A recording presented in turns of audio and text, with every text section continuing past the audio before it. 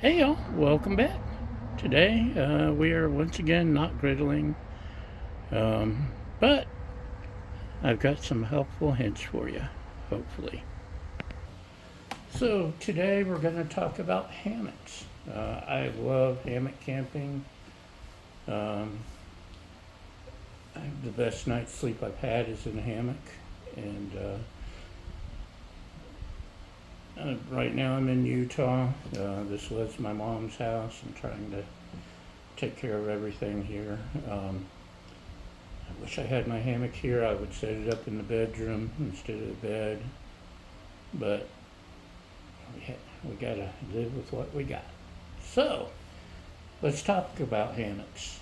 Um, there's the um, big cotton hammocks you see on the stand, usually, or not always, cotton, nylon, rattan, all kinds of materials, but they're basically big rectangles, and um, they're not. They may be okay for lounging around in the yard or the kids using as a trampoline, but they're not comfortable for long-term sleeping and camping and all that. You want a hammock. A traditional camping hammock is big rectangle cloth, but it's tied together on the ends with some kind of rope, and has little loops on the end that you hang. And I'm making something simple sound so complicated, but it's not. It's just a hammock. There's now the cheap Amazon hammocks will have three different colors usually. You can tell it's a cheap hammock because the sides are different color. They are okay to use to test. They're cheap. Also, Walmart carries the cheap ones. A lot of stores. Um, it's okay for testing the waters to see, is this what I want? So don't feel worried about buying a cheap one to get started. Although I will warn you, it takes um, a lot of work to get out of. If you're a big guy like me or short-legged like me, um, a regular hammock doesn't have that issue. The sides don't come up like the cheap ones do. There's also lay flat hammocks, which are a thing now. And they're more expensive. Most of them use they look like a little tent hanging from the sky, and they use an inflatable um, pad to hold the structure and keep the walls from closing in on you. From what I've read, I haven't tried any of those. The um, for a broader shouldered guy like me, it could feel claustrophobic. Um, Although they do make bigger ones. Anyway, I also have an Hammock, which lays flat and turns into a chair and does all kinds of fancy things. It has a built-in bug net. It's got pockets to store my shoes and a beer holder, and it's really pretty awesome. It too uses the inflatable pad for structure, and I do not feel claustrophobic at all because there's so much space on the sides. Although it takes a lot of practice getting in and out of, and they're not cheap. And finally, there's the hammock tent. Nightcat is probably the most popular, I believe. It has the integrated tarp, and um, it's like a tent hanging from the sky. Um, There's one that I would really love to have, but I can't afford it right now. A Helston, and it does not need a pad because it's a suspension bridge hammock.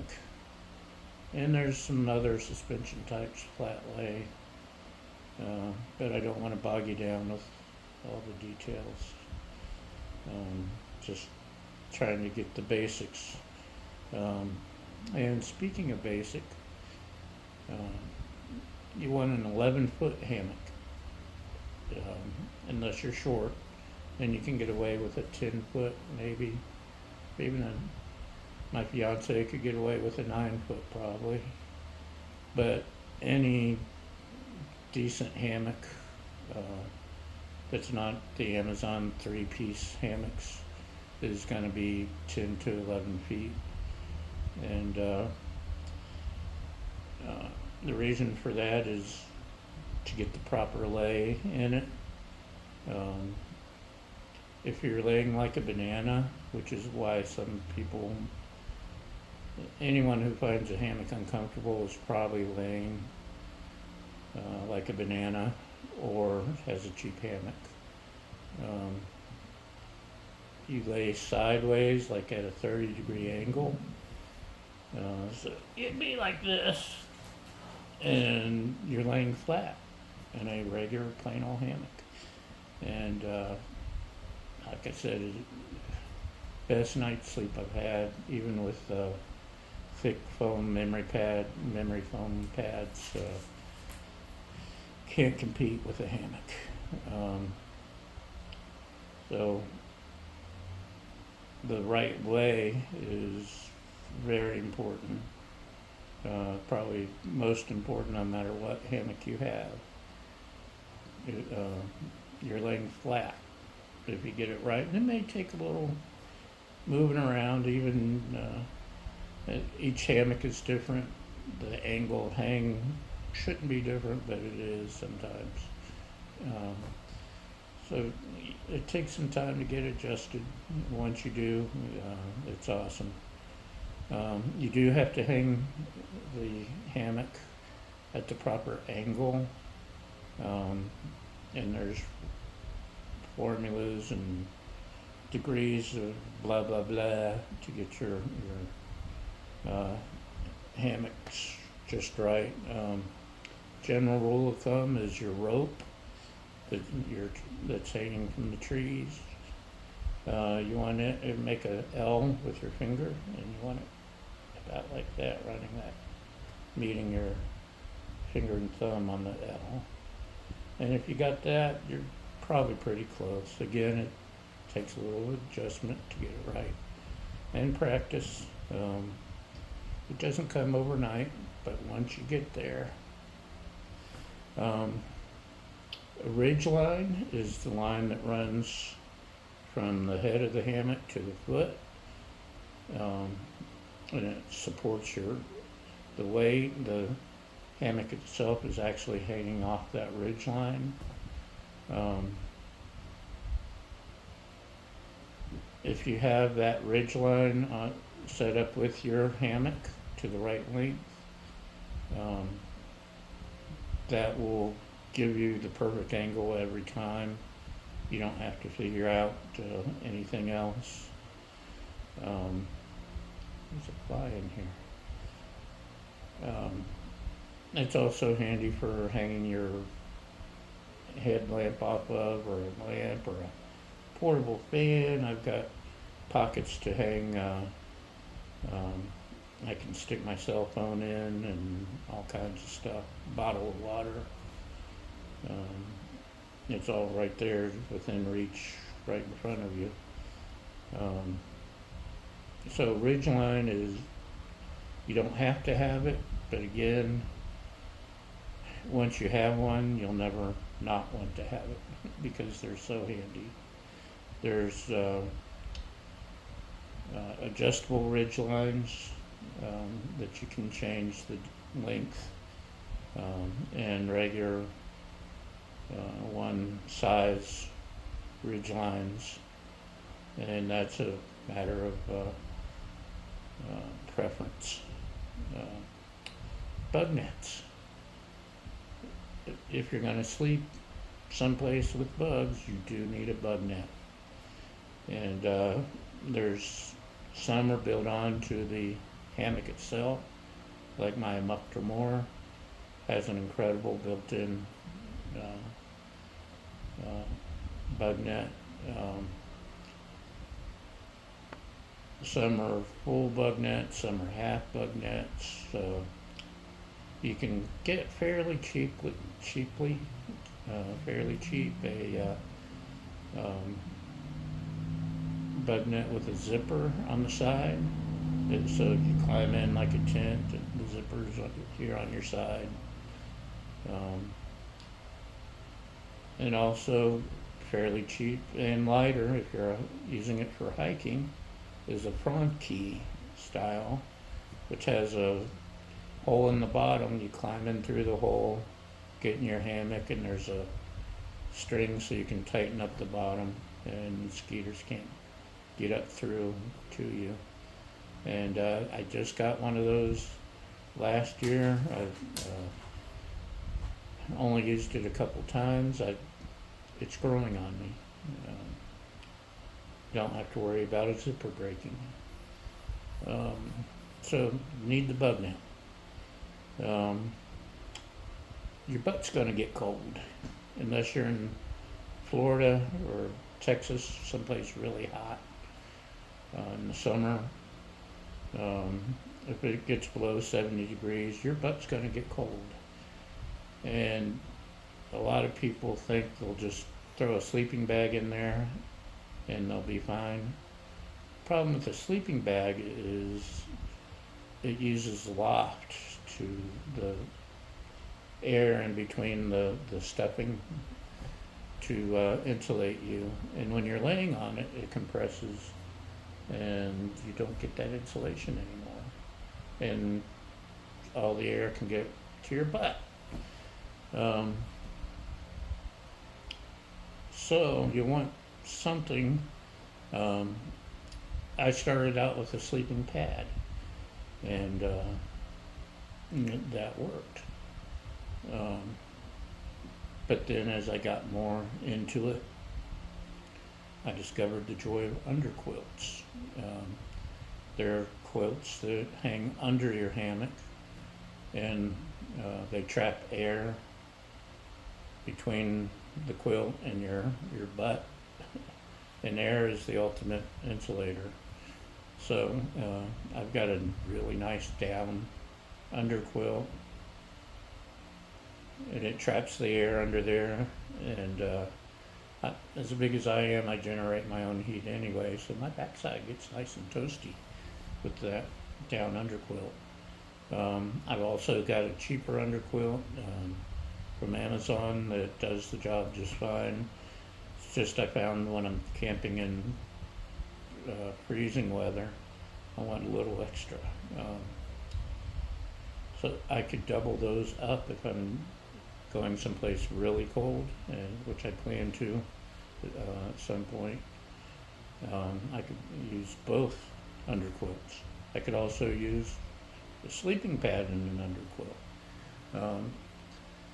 Sleeping pads, the problem is if you just drop them into the hammock, they move around. I've got a double layer hammock that you slide the pad into between the layers, and that works much better.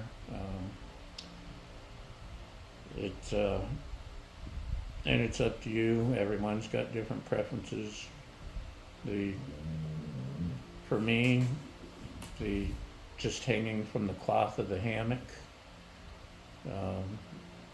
is more comfortable, and I don't have to worry about a pad sliding around as I turn over in the middle of the night. And I sleep on my side a lot in the hammock too. I wake up and roll over and toss and turn, unless I'm in a really comfy hammock. But the underquilt, you don't have any of those problems. It just hangs there.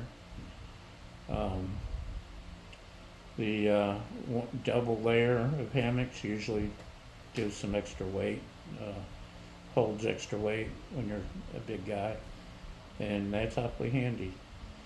Um, we talked about under quilts. I also have a down top quilt. Everyone here has loud mufflers. Even their cars have loud mufflers.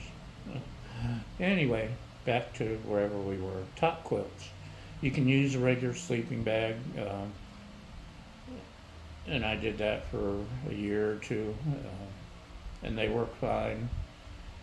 You may get a zipper and you're stuck in your face. It's not easy for everyone to climb in and out of a sleeping bag and zip it up while you're hanging from a hammock. The benefit of a top quilt is generally they just have a foot box that you put your feet into, and the rest is open, so you just put it around you and tuck in the sides. If you're hiking, again, it saves you weight because there's no zippers. I really love the top quilt. I've started sleeping with it in a tent now too when I'm tent camping, because it's so cozy and the down is nice. But if you a $20 Walmart sleeping bag works just fine too, until you start getting into colder weather. And you can layer, and you can even put a blanket inside of your sleeping bag or over your top quilt. I've done a lot of that in 20-degree weather. Pillows. Yeah, I heard someone asking about pillows. I usually don't, unless I'm in the muck, and half the time I pull it out because I don't want it. Some have to have a pillow, some never use a pillow. That's personal preference. I would use a camp pillow. There are hammock specific pillows that have a string that attach to the head end, so it doesn't fall out. It's always right there, the right length once you get it adjusted. There's inflatable camp pillows. They can be a little noisy, and it's a job getting the air pressure just right. You don't want it completely inflated. Leave it a little deflated so your head sinks in. I have a travel size My Pillow, which is awesome. I use that at home even because it's so comfortable. More comfortable than a regular pillow. Anyway, that's again personal preference. A tarp, excuse me. You're probably going to want a tarp. And you can start again with a cheap Harbor Freight tarp or Walmart tarp. You don't have to spend a fortune. Unless you're hiking, then you'll want one of those expensive tarps that don't weigh anything. Either way, you want a tarp at least big enough to cover the length of your hammock. Keeps the rain off of you. It keeps the sun off of you if you're taking a nap. It's a layer of insulation, and there's ways to put it. If it's cold or windy, you put it closer into you. If it's hotter, you put it further out to get more air insulation or air movement. But you will want a tarp. Also, if you're changing clothes, I have a nice big tarp with doors, so it's almost like a tent where I can change clothes. Um, Super handy, and um, you'll want a tarp. I've got my regular hammocks and my tarp. I have bags that they just snake skins that they just stuff inside with the ropes hanging out on either end. Um, that way I don't have to try to fold it and roll it and get it back into a stuff sack. The snake skin's super handy. Can't recommend those enough, but that's something as you get more into it.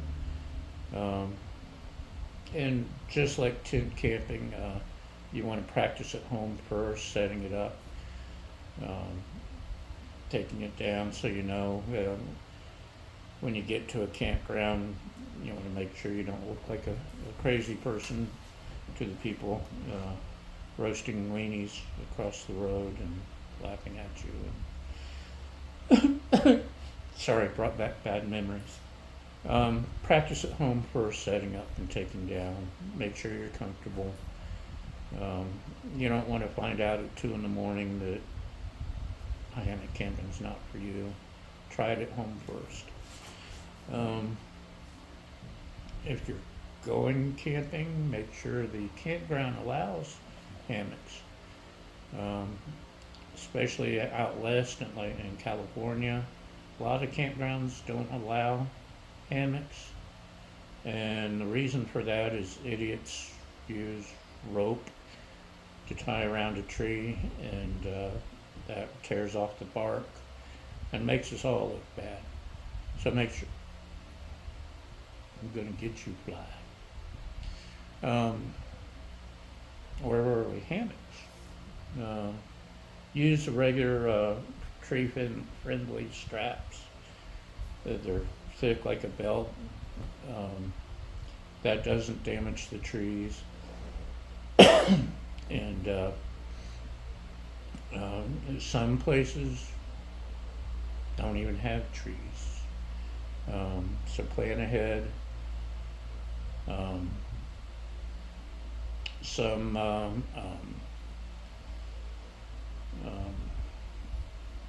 may have trees but may not have a campsite available with trees. So plan ahead when you're hammock camping.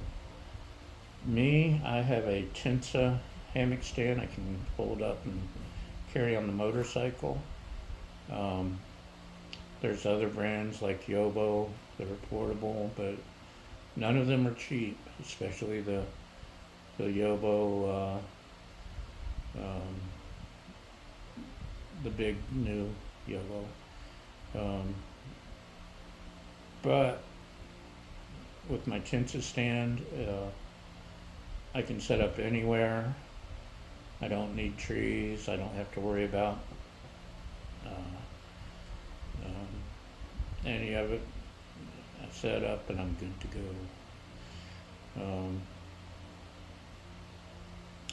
Let's talk about widowmakers.